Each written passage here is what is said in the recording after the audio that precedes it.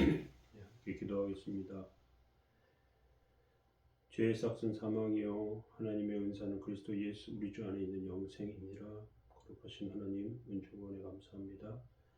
제대로 붙드시고 세우셔서 하나님의 영광과 역사 가운데 살게 하시고 오늘도 복되고 귀한 삶으로 살게 하옵소서. 예수의 이름으로 기도합니다. 아멘.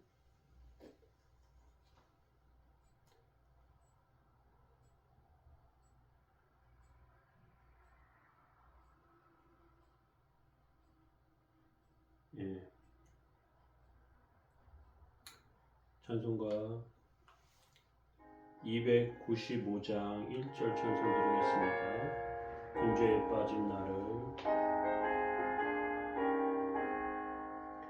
근죄에 빠진 나를 주 예수 건지사 그 넓은 품에 다시 품으시는 은혜는 저 바다보다 깊고 저 하늘보다 높다. 그 사랑 영원토록 나 찬송하리라. 날로 더 귀하다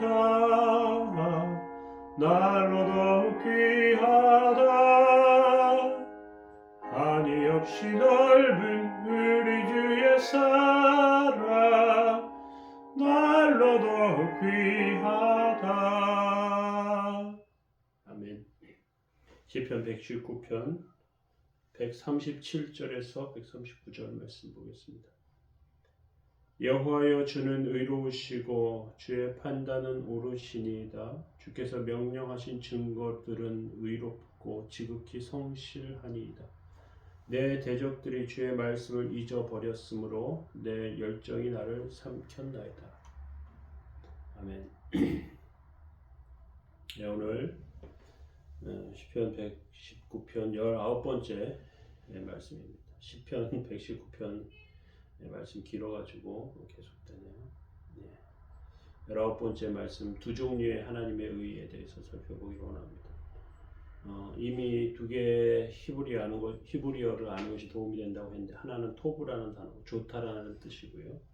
그건 하나님의 말씀이 우리를 뛰어나게 하시고 또 좋게 보이게 만든다는 말씀이고요. 또 하나는 아인이라는 단어인데요. 눈으로 보다, 그런 눈으로 보다 이런 뜻이 있습니다. 우리는 세계를 처음 알고 또 배우게 되는데 그럴 때 눈을 뜬다라는 말을 씁니다. 하나님의 말씀은 우리로 하여금 자기 자신과 하나님에 대해서 눈을 뜨게 한다는 것이죠. 이 두 가지 단어와 함께 오늘은 의라는 단어, 차데크라는 단어인데요. 의롭다 그런 단어로 37절에 주는 의로우시고 이렇게 되어 있고요. 38절에 주의 명령하신 증거들은 의롭고 이렇게 되어 있습니다. 그런 의에 대해서 우리는 두 종류의 하나님의 의에 대해서 살펴보는 것이죠. 사람들이 대도시에 서울 같은 그런 대도시에 사는 이유는 편리함이 있고요. 문화생활도 즐길 수 있기 때문에 그렇습니다. 그런데 대도시가 가지고 있는 큰 문제 중 하나는 오물고 쓰레기입니다. 이것들을 처리하는 것이 굉장히 어렵습니다. 중세시대에는 그 오물을 처리하지 못해가지고 그 길에 막 대변과 막 이런 것들이 둥둥 떠다니고 했다고 합니다. 그래서 하의를 신었고요. 또 향수를 많이 사용했다고 합니다. 그런데 대도시에 이러한 쓰레기 같은 것들은 아침 일찍이 치우는 분들이 계세요. 그래서 우리는 깨끗하게 살 수 있는 것이죠. 구약의 하나님의 말씀은 의로우십니다. 그런데 의로우시다는 것을 깨닫는 것이 더 굉장히 중요합니다. 하나님의 말씀을 대할 때 우리는 죄인이라는 사실을 깨닫게 되죠. 그런데 이것이 우리 자책감을 빠져들게 해요.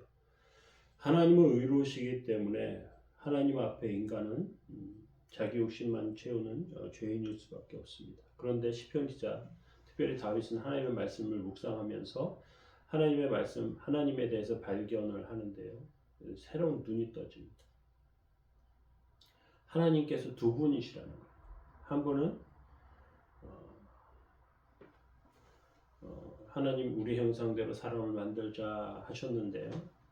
그리고 하나님 찾아오시는데 또 우리를 만드신 하나님이 우리에게 찾아오세요. 야곱과 씨름하십니다.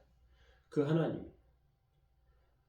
이 두 하나님 사이에 우리에게 찾아오신 하나님과 우리를 만드신 하나님, 어떤 의미에서 보면요, 세상의 정의를 세우시는, 그리고 정의를 세우고 판단하시는 하나님이 있고요, 우리 죄를 용서해 주시는 하나님, 그래서 그 용서를 통해서 우리 의롭게 하시는 그 두 분의 하나님이 있다는 것이죠. 그 하나님에 대해서 137, 138절에 시편 기자는 여호와여 주는 의로우시고 주의 판단은 옳으니이다. 주께서 명령하신 증거들은 의롭고 지극히 성실하십니다. 하나님이 의를 바라시고요, 그 분명하신 것들을 보여주시죠. 그런데 그 하나님께서 명령들과 증거들을 지극히 성실히 행하신 하나님이시죠. 마틴 루터 때까지만 해도요, 그 이전까지만 해도 사람들이 이것을 몰랐습니다. 그래서 두려운 하나님으로만 계속해서 접근했습니다. 특별히 마틴 루터도요, 그가 예수님의 입에서 나오는 말씀을 무서운 칼로 생각했습니다. 그래서 어느 날 학교에서 오다가 번개가 떨어질 때 그가 이제 성 안나여 내가 수도사가 되겠습니다, 그렇게 이렇게 맹세했다고 합니다. 그리고 수도원에 들어가요. 그 이유가 뭐냐? 지옥에 가지 않으려. 매일 기도문을 읽고요, 고행하고 금식했습니다. 죄 용서 받으려고 몸부림쳤습니다. 그래서 무릎으로 계단이 있는데 무릎으로 그것을 올라가요. 상처가 나고 피도 나고 하는, 스스로 막 학대하는 것이죠. 고행을 하고. 그런데 이것이 사실 하나님을 믿는 것은 하나님께서 주신 은혜 가운데 거하는 것인데요, 이것은 불행으로 하나님을 믿는 것이 다가오는 것이었습니다. 그래서 의로우신 하나님이시긴 한데 그 의로우신 하나님이 우리가 죄인이라는 것을 아시고 우리를 용서하시고 고치시고 회복시키시는 그 하나님이심을 다윗은 알게 되었고 발견하게 되었다는 사실입니다. 이게 하나님께서 주신 은혜 가운데 사는 삶의 모습입니다. 하나님은 의로우십니다. 하나님의 은은 정확합니다. 그 두 번째 하나님의 은은 성실하심입니다. 그것은 치료하시는 하나님이십니다. 139절에 보니까 내 대적들이 주의 말씀을 잊어버렸으므로 내 열정이 나를 삼켰나이다. 내 대적들은 하나님을 믿기는 하지만 하나님의 말씀을 중요하게 생각하지 않는 사람들을 말합니다. 하나님의 의의 개념이 없어요. 그래서 그들이 생각하는 의는요, 그냥 좀 성실하게 살거나 또는 뭔가 좀 착하게 살고 그러면 이 사람은 그냥 괜찮은 사람이야 정도의 의예요. 하나님의 의, 하나님의 말씀의 의가 없습니다. 그래서 이런 사람들은 자기 공로, 자기 능력, 자기가 이룬 성과 이런 것들을 자랑합니다. 하나님의 의를 가지고 고민하는 사람들은 어리석은 자처럼 보여요. 현실을 모르고 비련한 사람 같습니다. 산적한 문제가 많은데 이거 얼마나 하나님 말씀 가지고 또 죄에 대해서 생각하고 이거 얼마나 비현실적이고 비효율적이냐 이럽니다. 그리고 그러한 것들을 우습게 여기죠. 하나님을 체험하고 나면 우리가 신앙생활을 하면서 사람들의 공격을 받거나 사람들이 우리를 뭔가 좀 이렇게 좋지 않게 할 때 우리 마음속에 실망하는 그런 것들이 생깁니다. 사람들이 말하지 않아도 스스로 사람들이 말하는 삶의 원리들, 말하는 그 방식이나 이런 것들을 알아갈 때마다 점점 좌절하게 돼요. 그것밖에 안 되냐, 또는 이러저러 이러하지 않냐. 예, 정말 상처가 많이 되죠.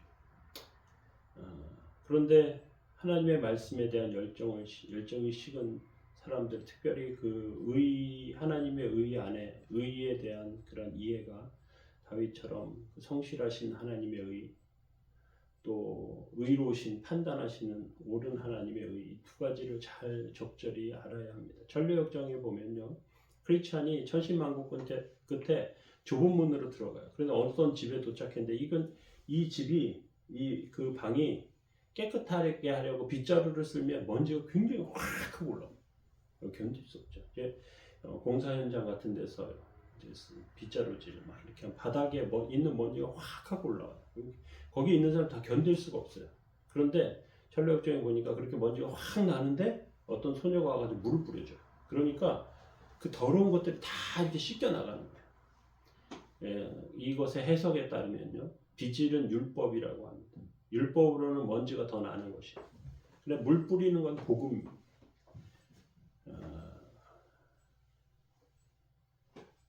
이 복음이 그런 문제들을 해결해 주는 것이죠.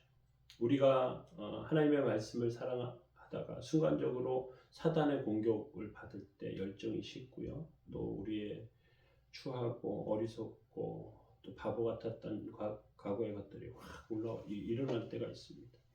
그때 복음으로 그것들을 다 잠재우시고 정결하고 안정적이고 깨끗한 그러한 은혜와 사랑의 삶으로 서시기 바랍니다.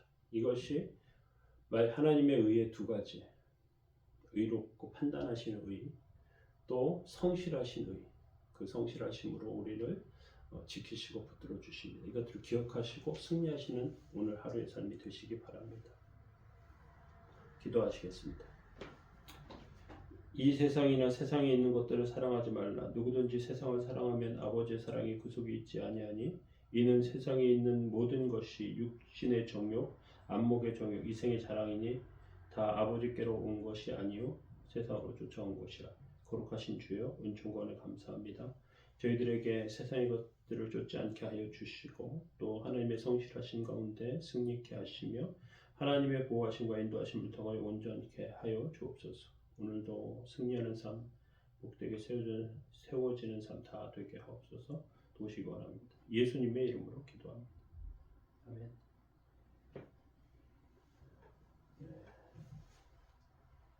교회와 목회자를 위해서 기도해 주시고 또 믿음 안에 승리하는 성도들 되도록 함께 기도해 주시면 좋겠습니다.